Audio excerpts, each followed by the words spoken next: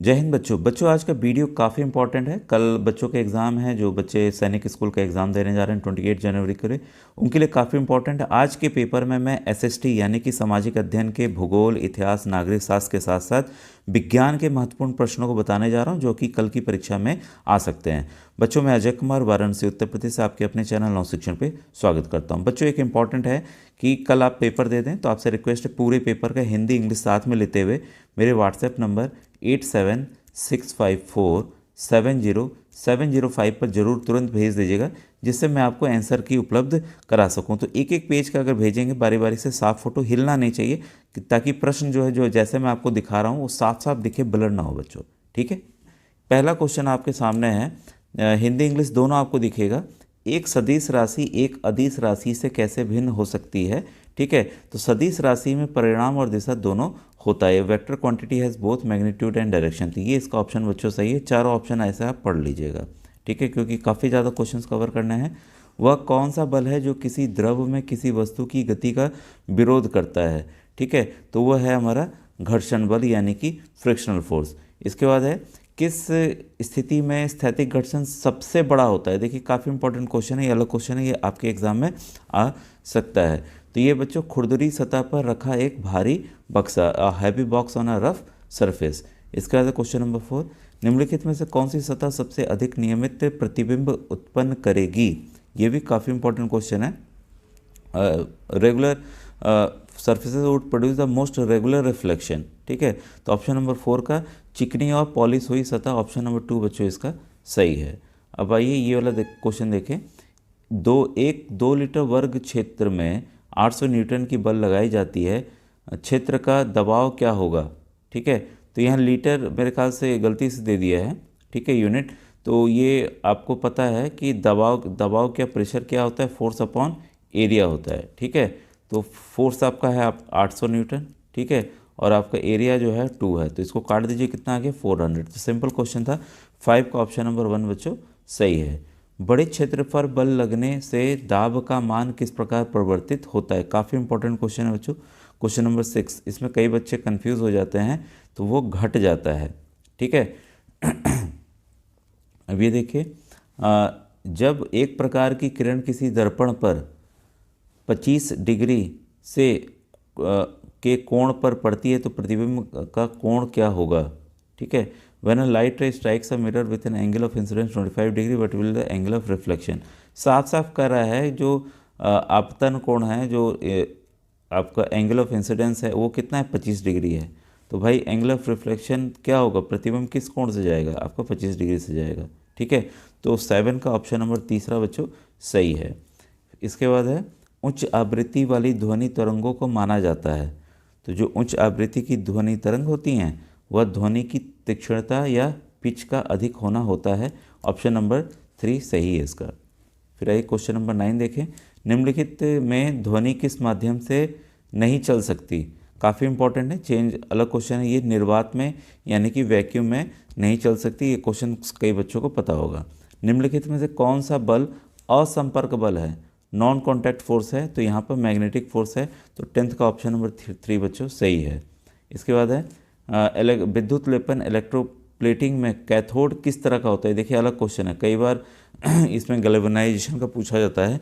तो question number 11 का ऋण आवेशित यानी कि नेगेटिवली चार्ज्ड कैथोड होता है, वो एनोड क्या होगा? पॉजिटिवली चार्ज होगा। तो दोनों को आप याद रखिएगा। ठीक है। इसके बाद देखिए, केमिस्ट्री के क्वेश्चन स्टार्ट हो रहे हैं। वह कौन सा प्लास्टिक है जो अग्निशमन कर्मचारी के कपड़े पर एक पर चढ़ाई जाती है ताकि अग्नि से उसका बचाव हो सके? तो ये बच्चों, इसका भी आंसर मेरे ख्याल से कई बच्चों को पता होगा। वेरी इंपॉर्टेंट क्वेश्चन है ये, बहुत इंपॉर्टेंट है, रिपीट हो सकता है। मेलामाइन। वह मानव निर्मित रेशा जो रासायनिक रूप से रेयॉन के समान है। ये भी काफ़ी इंपॉर्टेंट क्वेश्चन बच्चों, रिपीट हो सकता है। वह है कॉटन। ऑप्शन नंबर 2 बच्चों सही है। सोना विक्रिया कर सकता है एवं धुल सकता है। वेरी इंपॉर्टेंट क्वेश्चन ये आ सकता है बच्चों, उसको कहते हैं एक्वा रेजिया। HNO3 और H2SO4 का कॉम्बिनेशन होता है। तो ऑप्शन नंबर 3 बच्चों इसका सही है। अब ये देखिए, रिएक्शन है, ये भी इंपॉर्टेंट है। जब एक कॉपर के पात्र को आर्द्र हवा में लंबे समय तक रखा जाता है तब उसके सतह पर हरे रंग की परत जम जाती है, उसे उस हरे रंग का सूत्र है। तो कॉपर के जब भी बर्तन हो पुराने आप देखेंगे उस पर ग्रीन कोटिंग, ग्रीन तरह की परत आपको दिखेगी। ठीक है, तो वो है बच्चों कॉपर हाइड्रोक्साइड और कॉपर कार्बोनेट। ये काफ़ी इंपॉर्टेंट है, इसको जरूर आप नोट डाउन कर लीजिएगा। ये मैंने रिएक्शंस दूसरी तरह से कल आपको क्वेश्चन दिखाया था ये वाला। इसके बाद है नेक्स्ट क्वेश्चन, माचिस की तिलियों को बनाने में निम्न में से किसका उपयोग आजकल नहीं किया जाता है। ठीक है, तो बच्चों वाइट फास्फोरस का नहीं किया जाता है, बाकी देखिए red phosphorus, antimony, trisulphide, potassium chlorate का किया जाता है। वाइट फास्फोरस बहुत रिएक्टिव होता है, तुरंत ही आग पकड़ लेता है, इस वजह से नहीं किया जाता है। ठीक है, निम्न में से कौन अम्लीय वर्षा में योगदान नहीं करते हैं, तो 17 का बच्चों आंसर है कार्बन मोनोऑक्साइड। बाकी सभी करते हैं। देखिए नाइट्रोजन के जितने ऑक्साइड्स हैं, चाहे जो ऑक्साइड दिया कंफ्यूज मत होइएगा, वो होगा। ठीक है, और सल्फर डाइऑक्साइड ये आप याद रखिएगा जो मैं बता रहा हूँ, क्योंकि इसकी जगह नाइट्रोजन का दूसरा ऑक्साइड भी दे सकते हैं। निम्न में से कौन सी दहन की अभिक्रिया में भाग नहीं लेता है। ठीक है, भाग नहीं लेता है, do not involve in a combustion reaction. तो 18 का बच्चों सही आंसर है सूर्य पर हाइड्रोजन के द्वारा ऊष्मा एवं प्रकाश उत्पन्न करना, ये आपका कंबस्शन रिएक्शन में नहीं आता है। इसके बाद है कॉपर के पात्र पर चांदी की परत चढ़ाने के लिए निम्न से किस पदार्थ का उपयोग होगा। ठीक है, तो क्वेश्चन नंबर 19 का सही आंसर है सिल्वर नाइट्रेट विलयन, यानी कि सिल्वर नाइट्रेट सॉल्यूशन का। बच्चों वीडियो अच्छा लगता है तो ज़रूर लिखा कीजिए। अगर आप लाइव क्लास चाहते हैं तो आप लिखिएगा, शाम में देखता हूँ तो मैं लाइव क्लास में काफ़ी क्वेश्चंस आपको बता दूंगा। ठीक है, तो आपको कमेंट सेक्शन में लिखना होगा। अगर 50 बच्चे भी कमेंट करते हैं नहीं सर लाइव क्लास करना है, ठीक है, तो मैं लाइव क्लास करूँगा। ठीक है, इसके बाद है कॉपर धातु के शुद्धिकरण के लिए एनोड बना होता है, तो क्वेश्चन नंबर 20 का सही आंसर है बच्चों, ये देखिए काफ़ी इंपॉर्टेंट है। शुद्धिकरण अभी हमने देखा कॉपर का होता है। ठीक है, तो एनोड बना होता है धनात्मक एवं अशुद्ध कॉपर से। ठीक है, तो आपका पॉजिटिव टर्मिनल होता है एनोड, कैथोड में अभी हमने दिखाया था, और इम्प्योर कॉपर होता है वो। ये आप जरूर याद रखिएगा, काफ़ी इंपॉर्टेंट है, ये क्वेश्चन आ सकता है। पानी के विद्युत अपघटन की प्रक्रिया में, ये वेरी इंपॉर्टेंट, ये क्वेश्चन एक्सपेक्टेड है। आप बच्चों एक रिक्वेस्ट है कि पेपर जैसे हो जाता है तो मेरे व्हाट्सएप नंबर 8765470705 पर भेज दीजिएगा। ठीक है, तो ये बच्चे ज़रूर नंबर नोट करें ताकि मैं आपके आंसर की तुरंत उसको ही बता सकूं। क्वेश्चन नंबर 21 वेरी इंपॉर्टेंट है, जैसा मैंने बताया ऑक्सीजन गैस एनोड पर उत्पन्न होगा और हाइड्रोजन गैस कैथोड पर उत्पन्न होगा। ये बच्चों इसलिए याद रखना है क्योंकि बस ये सिंपल पूछ लेता है ये कहाँ उत्पन्न होगा या उत्पन्न होगा कि नहीं होगा, तो ये कहाँ कौन गैस होती है, oxygen at anode and hydrogen at cathode, ये जरूर आप याद रखिएगा। ठीक है, इसके बाद है आग को बुझाने के लिए निम्न में से कौन सा रासायनिक पदार्थ को सूखे पाउडर के रूप में उपयोग किया जाएगा। ठीक है, तो ये आग बुझाने वाले प्रश्न बार बार आते हैं। खाने वाला सोडा यानी कि बेकिंग सोडा का इस्तेमाल किया, उसके छिड़काव से CO2 प्रोड्यूस होगा जो कि आग को बुझाएगा। अब देखिए फसल उगाने का पहला चरण है, काफ़ी इजी क्वेश्चंस होते हैं लेकिन बच्चे कंफ्यूज हो जाते हैं। मिट्टी को पलटना और ढीला करना, सूक्ष्म जीवों को वर्गीकृत किया गया, ये भी देखिए काफ़ी इंपॉर्टेंट क्वेश्चन है। ठीक है, कई बच्चों को शायद नहीं आ रहा होगा, ये 4 प्रमुख वर्गों में किया गया है। ठीक है, तो ऑप्शन नंबर तीसरा बच्चों इसका सही है। निम्नलिखित में से कौन क्षय रोग के लिए रोगकारक सूक्ष्म जीव है, तो बीमारियों वाले प्रश्न आते आते हैं, जीवाणु है यानी कि बैक्टीरिया है। आपका पेस्चराइजेशन पे लगभग हर एक बार एक सवाल आते ही आते हैं, कोई भी परीक्षा हो, किसने किया, कब करते हैं, कितने टेम्परेचर, सब आते हैं। तो किस तापमान पर दूध को पश्चीकृत किया जाता है, तो 70 डिग्री पर किया जाता है। किस राज्य में बेतला नेशनल पार्क स्थित है, तो 27 का बच्चों सही आंसर है झारखंड में स्थित है। अब है इसके बाद वैसी अवस्था जिसमें माँ के गर्भाशय में शरीर के सभी अंग पहचाने जा सकते हैं, ये क्या कहलाता है, तो ये है बच्चों 28 का 3 यानी कि फीटस यानी कि गर्भ। ऑप्शन नंबर तीसरा इसका सही है। मनुष्य में निषेचन होता है, तो 29 का सही आंसर है इसमें अंडवाहिनी। ठीक है, इसके बाद है स्त्री प्रजनन 30, क्वेश्चन नंबर 30 है स्त्री प्रजनन के अंगों का सही क्रम है, तो ये भी काफ़ी इंपॉर्टेंट क्वेश्चन है बच्चों। अंडाशय, अंडवाहिनी, गर्भाशय, फिर योनि। ठीक है, इसके बाद है कोशिका में किस भाग में गुणसूत्र पाया जाता है? तो क्वेश्चन नंबर 31 का सही आंसर है केंद्रक में, यानी कि न्यूक्लियस में क्रोमोसोम्स पाए जाते हैं, आपको पता है। ठीक है, कौन सा अंग टेस्टोस्टेरोन हार्मोन स्रावित करता है? तो 32 का सही आंसर है बच्चों टेस्टिस है। ठीक है, यहाँ पे टेस्टिस है और हिंदी के हिसाब से वृषण होगा। ठीक है, इसके बाद है क्वेश्चन 33, निम्नलिखित में से कौन सा जीवाणु दलहनी पौधों के जड़ों में पाया जाता है? ठीक है, तो ये आपको सबको पता होगा, राइजोबियम बैक्टीरिया, जो कि ऑक्सीजन, ये नाइट्रोजन जो एटमॉस्फेयर में होता है उसको फिक्स करता है। फिर इसके बाद खेत में अवांछित पौधों को हटाने को क्या कहते हैं? तो 34 का सही आंसर है बच्चों, इसको निराई कहते हैं, यानी कि वीडिंग। निम्नलिखित में से कौन भिंडी की पीली सिरा मोजेक रोग, पीत रोग के लिए उत्तरदायी है? तो 35 का सही आंसर है बच्चों विषाणु, यानी कि वायरस। ठीक है, अब आइए कुछ साइंस के क्वेश्चन, ये इतिहास के क्वेश्चन देखें। कोलंबस किस देश का निवासी था? तो कोलंबस जो है बच्चों वो स्पेन का निवासी था। इसके बाद है औद्योगिक क्रांति का प्रारंभ किस देश में हुआ? काफ़ी बार रिपीटेड है, ये आता भी है, तो ये है बच्चों आपका इंग्लैंड। ठीक है, प्लासी के युद्ध में अंग्रेजी सेना का नेतृत्व किसने किया था? देखिए, प्लासी का युद्ध पे मैंने क्वेश्चन बताए हुए थे, बदल के आते हैं और आया भी है एक जगह, ये है रॉबर्ट क्लाइव। बिरसा मुंडा का जन्म कब हुआ था?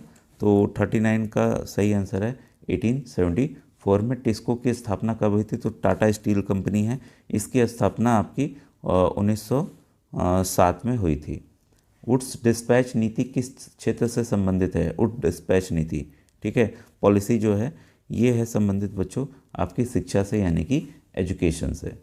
इसके बाद है हरिजन नामक पत्रिका किसके द्वारा निकाली गई थी? तो 42 का सही आंसर है बच्चों ऑप्शन नंबर 1 महात्मा गांधी। विधवा पुनर्विवाह के लिए आंदोलन किसने चलाया था? तो 43 का सही आंसर है बच्चों ईश्वरचंद विद्यासागर जी ने। प्रार्थना समाज की स्थापना किसने की थी? तो ये की थी गोविंद राणा ने। इसके बाद सती प्रथा का अंत कब हुआ था? काफ़ी इंपॉर्टेंट क्वेश्चन है सब है। ये हुआ था 1829 में। भित्ति चित्र और अरिपन किस कला के रूप में है? तो 46 का सही आंसर है मधुबनी कला।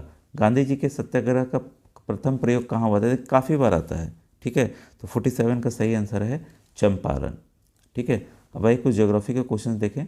संसाधन निर्माण के लिए क्या आवश्यक है?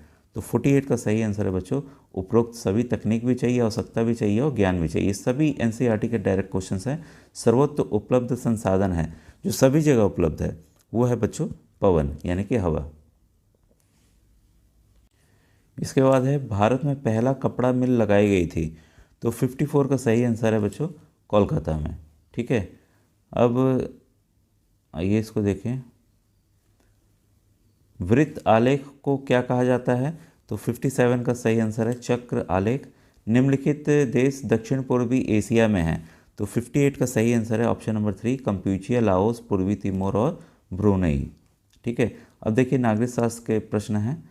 संविधान सभा की प्रारूप समिति के अध्यक्ष कौन थे? तो 59 का जो सही आंसर है वो है बच्चों आपका डॉक्टर भीमराव अंबेडकर। भारतीय राष्ट्रीय कांग्रेस का गठन कब हुआ था? वेरी इंपॉर्टेंट क्वेश्चन, काफ़ी बार आता है। 1885। मौलिक अधिकार संविधान के किस भाग में वर्णित है? तो 61 का सही आंसर है भाग 3।